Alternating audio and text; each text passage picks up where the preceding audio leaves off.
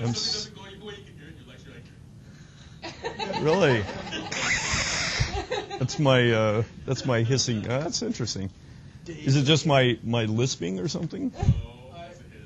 All right. I'm frustrated.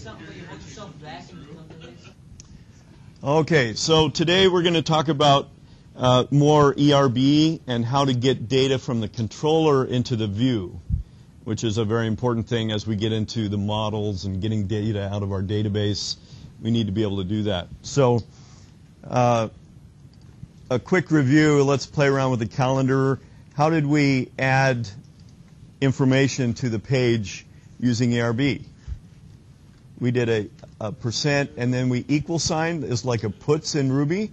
I want to print this to the screen, and we can do stuff like valid Ruby expressions. And we can call methods. We can call the link to method, for instance. All of the years, things like time.now. And when we did that, it called the Ruby time.now method, which returned a string, and the ERB outputs it to the HTML. So if I reload this, I get a time.now here string.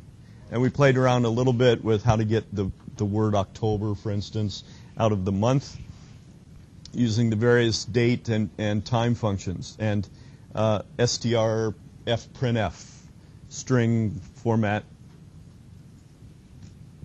printf, or whatever it is. All right, so one thing that's important, we know how we could print this out. I could add HTML here before and after that. If I want an expression, I can do conditionals, all using this embedded Ruby commands, right? This tells the Ruby interpreter that this is a command to interpret first, and then insert the result of that into the HTML stream. All right, so now we'll go back to get to this view, this calendar view. What controller is being called?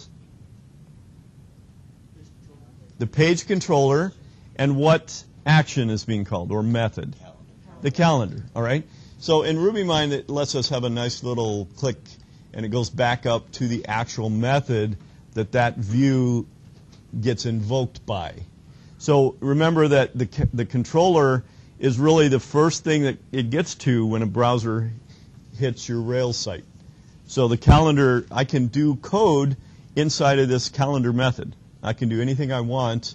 I can create a variable called time. Let's see, called my time. How about that? My time equals time.now, and that variable now has a string in it, or a time object of the my time of the current time. So in the view, how could I get that information from the calendar method? A yield, you might think that, yes. But the way they do these views is that they use the idea of an instance variable. You remember what an instance variable is? You use an @ sign and the name of the variable, and that makes it more or less a global variable inside the scope of that class, right? So the way they invoke the view is the calendar method is calling the view, so it has all of the access to the instance variables that were created inside that method.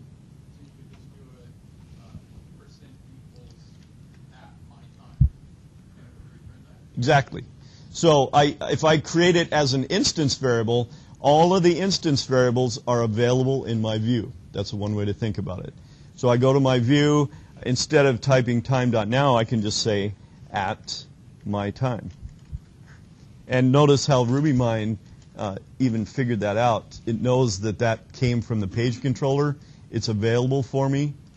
So I'm going to print that out. And if I go look at it in my browser, it should look the same. So is that method only available in calendar then? Yes.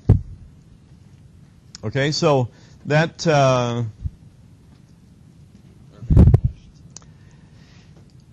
Well, The definition is only call when you call right. Calendar. If I created an instance variable outside of this, we'll get to that later. There are some ways of calling and creating some like global variables that every view might need. So there are ways of doing that. But for now, you can think of these variables are within the scope of the calendar method. So I can do anything I want in here. I can say name equals Dave Jones, and all of this at name now is available in my view. And I can say something like at name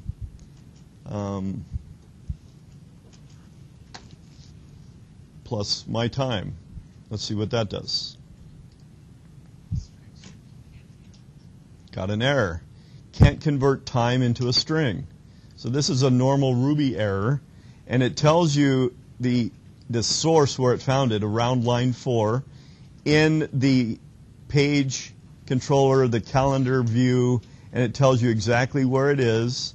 This is the file name, app views page calendar.html.erb, line 4. You'll get these errors a lot, so I want to make sure we get actually see a couple of errors here.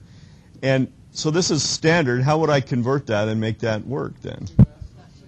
All right, that's one way to do it. I could say .2s. And bada boom, bada bing, I got a string. It concatenated the string first and then output that result to the page. Any questions on that?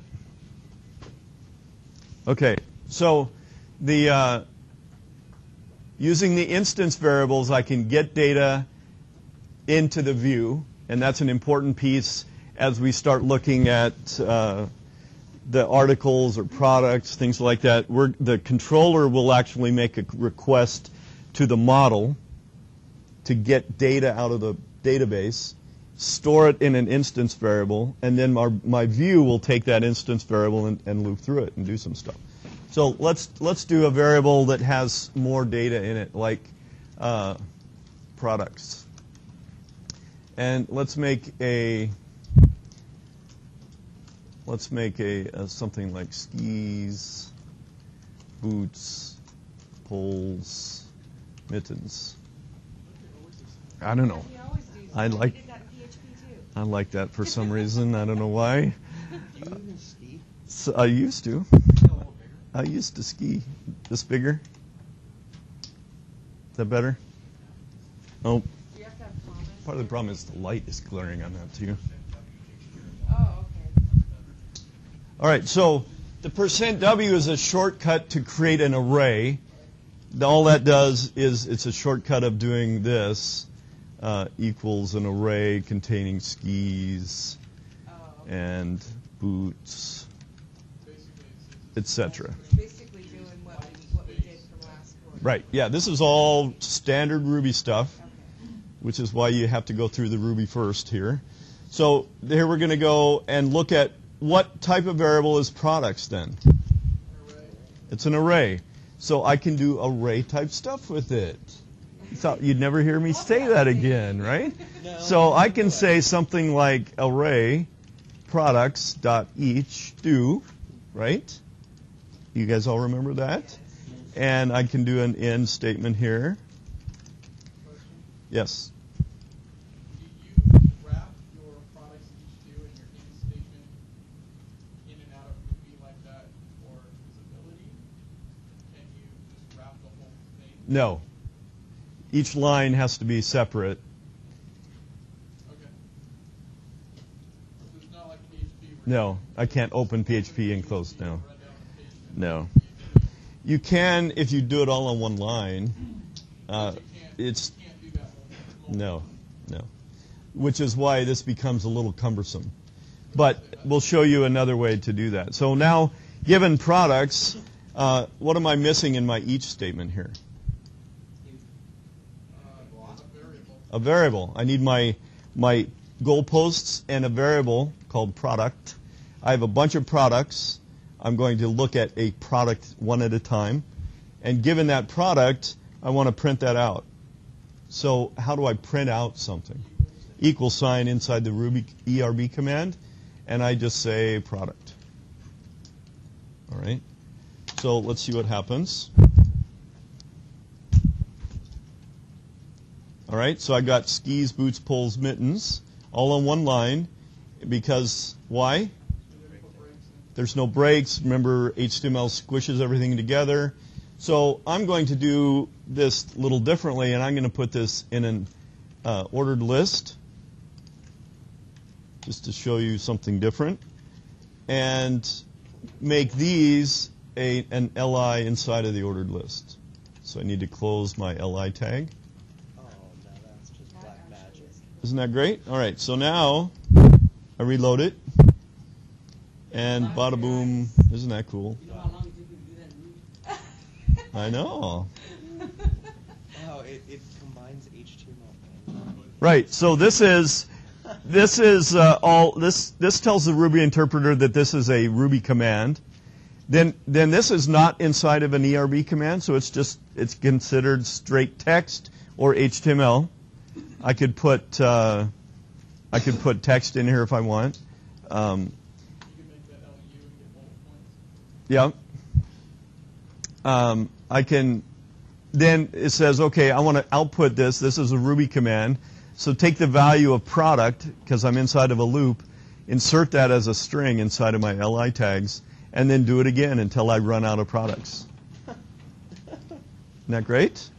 So now, once my view is set up, if I go and change this, I can add some more stuff like hockey mask, mask, hat. All right, let's add a mask and a hat. I don't have to change my HTML anymore. My view is already searching through and listing every product, so I only have to change my controller to get different data. And when we get to this will, if I add new products and things, my view won't change. I'm going to go get all of the products from my products table into a variable, and my view is just going to walk through them one at a time and print them out. Okay? How useful with the database? Very useful. So how do I fix that? You got the first one with a capital. I did that on purpose. I could make this lowercase. Can you do the dot upcase? There you go. Now you're thinking. On the product itself, I can call upcase, because what type of variable is product? No. String. Product singular is the string that came from the products array. All right. Now, this is why I also tried to instill in you the singularity and plurality of this stuff. Products has multiple things in it. A single product only has one thing in it. So let's look at it now.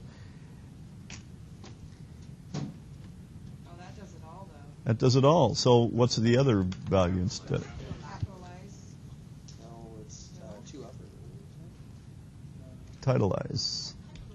Oh, I don't remember that one. Titleize. That's a There. fancy word. I think that's only in Rails. They added some more I was methods, gonna say, I but remember that from Ruby. I think capitalize, I don't remember now. Yeah, there's a capitalize, does the same thing. Okay?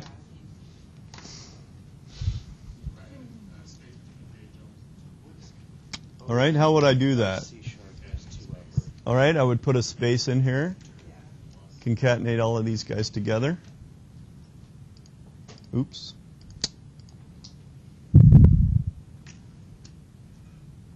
All right. Is that better for you? Okay. So you can see how I can add HTML. I can do anything I want in here, interspersing it with data, variables that I get from the controller. I can create my own variables in here like I did with the product, but typically we want to keep all of that in the controller as much as possible.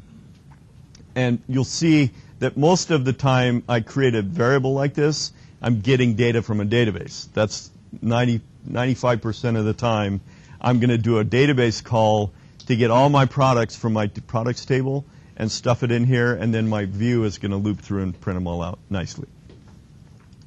All right, any questions on that? Mine's printing out not only each list item, but it's also printing out at the end of that the entire array. All right, so the reason that is because you have an equal sign here. You're printing out the result of calling the each itself, which an each brings you back the entire array again, and so it'll print it out. Okay, So good. The shortcut used for arrays, is it possible to do like two-worded items in that, or do you have to write the array out by hand in order to have space in your item?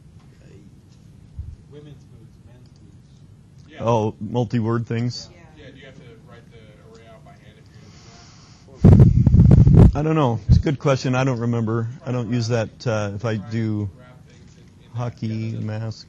I tried that and it still cuts on the space. Yeah, it splits on the space. What about single quote? I don't remember. Just 'cause Sorry. I know I'll have to go look it up. they interpret single quotes and double quotes differently, and I can never remember which No, one's single which. quotes are still No. covered. Yeah, so it splits on a space to do that. So my first response would be to go make a traditional array, yeah. Very rarely are we going to actually do this because we're going to do a call to the database to get that information. So, White space. right. So no matter what. Yeah, you can change the delimiter and make it a comma or something like that, right? Yeah. Was that a capital W? Is that a capital W? I can't remember either. Come on, Yeah. your regex commands. I don't remember that one. No, that's a Ruby shortcut thing. All right, any other questions? All right, I'm going to, I'd like to go a little farther. Now we know how to get data from the view from the controller into the view, right? How would I get data from the browser all the way into the view? Anybody have an idea? Like, How could I change the user, the URL up here and pass information all the way into the view? Right, so I can use, this is called the query string parameter. If I put a question mark at the end of my URL, and I can send key value pairs. You see this if you go to Google and just look at google.com, and I search for something, doesn't matter what it is. Up here in the browser, I've got all kinds of ampersand, output equals search, ampersand, client equals sci AB, ampersand Q equals something. So it's a key value pair, key equals value, separated by ampersands. And I can do that in my URL here. So if I want to have a year, for instance, I can make year as 2012. Look at that, 4 digits. Okay, all right, good. So now, if I look at this, there's some behind-the-scenes magic that happens with Rails. It goes through the routing, and it sees this extra information on the end of your URL. And Rails has to have some way of getting that out of the URL and making it available to your program. So the way they do that is through an array or a hash called params. This is a built-in variable that gets filled in by any extra parameters that come from the URL itself. So those query string parameters gives a key and a value. Now what do you think of when you think of a key and a value in terms of a Ruby data structure? A hash, very good. So if I look at the params, what do you think the key would be for that URL that I put in with the year equals 2012? Year. And remember, we talked about symbols. It converts the value, the key part, into a symbol. So I say : year. That's the key. So param sub year should have what value in it? 2012. So that's just a variable now that I can assign to another variable if I want. I can do anything I want. What type of data is it? It's a string. Just like if I do a gets on a Ruby line, it comes in as a string, right? And I have to convert that into a number if I want to convert it to a number, etc. So it always comes in as a string. So how do I then save this so that my view can look at it? Okay, good. So at year equals params sub year. So this is filled in for me. I'm saving it in an instance variable, which makes it available in my view. And I can go down here and say something like products. Let's put the year first. At year.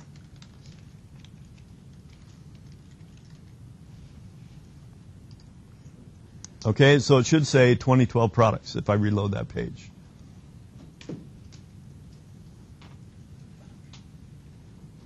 Okay, it didn't. Why? Because I lost it on my URL. So I have to say year equals 2012. You got an extra symbol there. And now it says 2012 products. Isn't that great?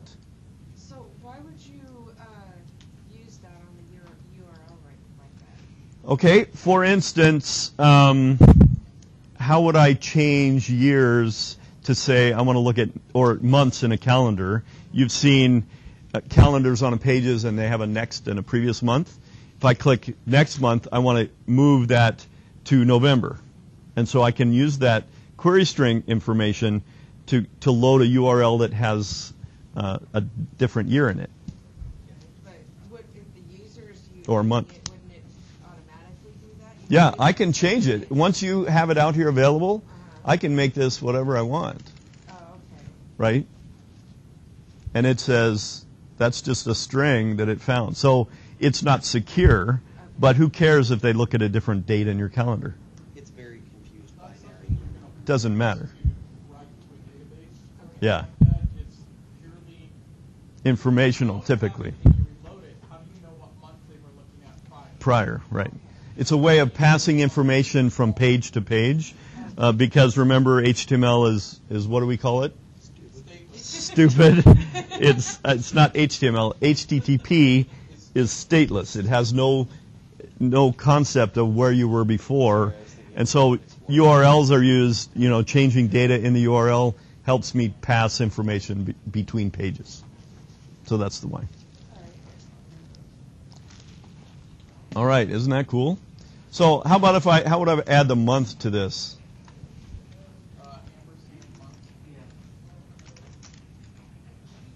All right, so I separate my key value pairs with an ampersand, and this is standard across any development environment. ASP, PHP, Rails, Python. The query string is a standard HTTP construct that's been around since the beginning of the web. That's built into the protocol itself. It's not part of Rails. It's not part of ASP. But knowing about that, they build those ways of getting that information for you into the platform. So I can say month equals 10. All right. So if I go there, it doesn't show my month. Why? Because I'm not looking for my month. So I'd have to change this and look at, let's say, stored in a month variable, params hash again, and what am I going to look for here? Colon month, because that's what I named it. All right? And then now month is an instance variable that is going to be available in my view. So I can say, March is colon month. I can put my month here. I could. That would have made it a little easier. All right. And so if I reload my page again, I got 10, 2012. If I change this, since I'm not using it as a number, I could say October. I can use any type of data that I want as long as my program understands what it is. So it says October 2012 products. Isn't that cool?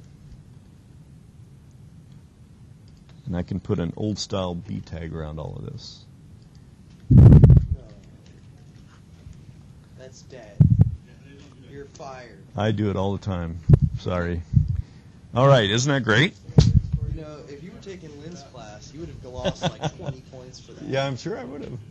All right, so I could change this to 2011, and my view changes. So it's a way of getting data from the browser URL all the way into the controller, and the controller passes it to the view.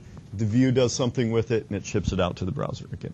So I've made that loop. I've left out the model. We'll get to that in a couple weeks.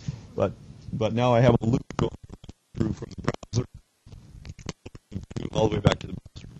Okay? So we're doing controller view stuff. Any questions on that? What?